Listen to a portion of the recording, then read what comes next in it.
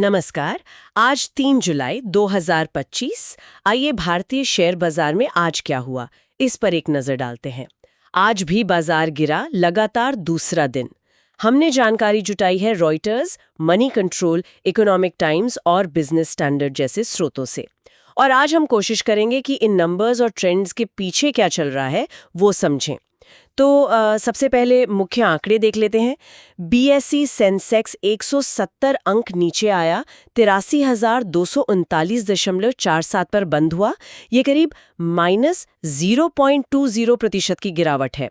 और निफ्टी 50 वो भी लगभग 48 अंक फिसला, 25,400-530 पर रहा, मतलब -0.19%। हाँ, और ये गिरावट आई एफएनओ एक्सपायरी के दिन। आपको पता ही है, महीने के आखिरी गुरुवार को वायदा सौदों का निपटारा होता है, तो बाजार में वैसे ही थोड़ी उठापटक रहती है। हाँ, वॉलेटिलिटी बढ़ जाती है। बिल्कुल।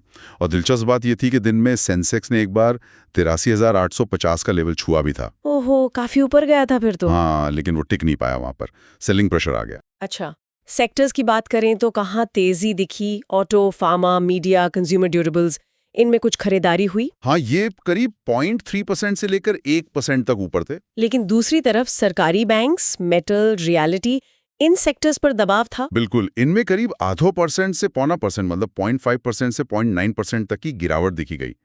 यहाँ ना एक पैटर्न सा दिख रहा है। जैसे कैसा पैटर्न? ऐसा लगता है कि निवेशक शायद थोड़े सेफ माने जाने वाले सेक्टर्स जैसे फार्मा उसकी तरफ गए। डिफेंसिव प्ले, हाँ। हाँ, और दूसरी तरफ जैसे बैंकिंग और मेटल, जिनमें हाल में अच्छी तेजी बनी थी, वहां शायद थोड़ी प्रॉफिट बुकिंग हुई है, मतलब मुनाफा वसूला गया। तो ये थोड़ी सतर्कता दिखा रहा है बाजार, कह सकते हैं कुछ हद तक। कुछ खास शेयरों के बारे में बताएं। कौन से शेयर आज चमके? डॉक्टर रेड्डीज लैब्स वो करीब 1.9% ऊपर था। अपोलो हॉस्पिटल्स भी 1.8% चढ़ा। हाँ, और इनके अलावा हीरो मोटो कॉर्प, ओएनजीसी, मारुति सुजुकी, इनमें भी अच्छी, मतलब 1% से 1.7% के बीच बढ़त रही। जेएसडब्ल्यू स्टील भी थे। मतलब बैंकिंग, फाइनेंस और मेटल पर दबाव साफ दिख रहा है। बिल्कुल। अब जरा उन वजहों पर आते हैं जिन्होंने बाजार पर असर डाला। एक तरफ तो अमेरिका वियतनाम ट्रेड डील की खबर थी, उससे एशियाई बाजारों में थोड़ा पॉजिटिव माहौल था। हाँ, और भारत अमेरिका व्यापार में भी कुछ प्रगति की उम्मीदें तो हैं ही। लेकिन फिर नेगेटिव क्या था? नेगेटिव साइड पर देखें तो एक तो एफआईआईज, मतलब विदेशी निवेशकों की बिकवाली का दबाव जारी रहा। दूसरा, अमेरिका और भारत के बीच जो व्यापार शुल्क पर 90 दिन की रोक लगी थी, वो अवधि खत्म होने वाली है, तो उसको लेकर थोड़ी अनिश्चितता है। अच्छा, वो डेडलाइन पास आ रही है। बिल्कुल। और जैसा हमने पहले कहा, एफएनओ एक्सपायरी का दिन था, तो उसने भी बाजार में उतार चढ़ाव बढ़ाया। एक और बड़ी खबर थी आज, रुपया डॉलर के मुकाबले काफी मजबूत हुआ। हाँ, ये काफी अहम था।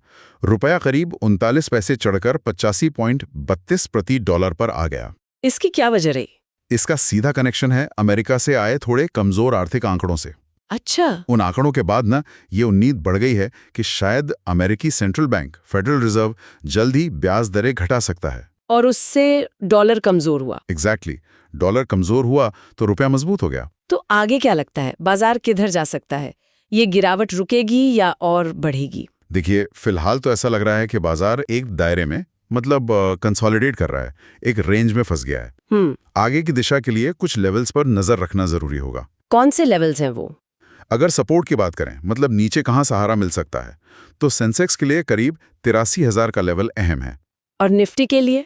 निफ्टी के लिए 25,200 से 25,400 का जो जोन है, वो एक सपोर्ट का काम कर सकता है। और ऊपर की तरफ रुकावट कहाँ दिख रही है? ऊपर यानी रेजिस्टेंस सेंसेक्स के लिए 83,800 से 84,000 के बीच है, और निफ्टी के लिए 25,650 से 25,750 का स्तर।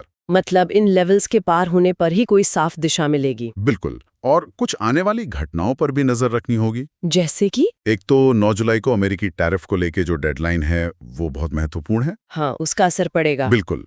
फिर भारत अमेरिका व्यापार बातचीत कैसे आगे बढ़ती है, एफएनओ एक्सपायरी का असर अगले 1-2 दिन और कैसा रहता है, और हाँ, अमेरिका से आने वाले नौकरियों के आंकड़े यानी नॉन फार्म पेरोल डेटा, और फेडरल रिजर्व का क्या रुख रहता है ब्याज दरों पर, ये सब चीजें मिलकर रुपए और बाजार दोनों की चाल तय करेंगी। तो कुल मिलाकर देखें तो बाजार अभी ने एक ठहराव के दौर में है। एक तरफ ट्रेड डील से उम्मीदें हैं, पॉजिटिविटी है। हाँ, पर दूसरी तरफ प्रॉफिट बुकिंग का दबाव है और ग्लोबल संकेत भी मिले जुले हैं। कुछ सेक्टर्स जैसे ऑटो, फार्मा अच्छा कर रहे हैं, लेकिन बैंकिंग जैसे बड़े सेक्टर में थोड़ी बिकवाली है। सही कहा।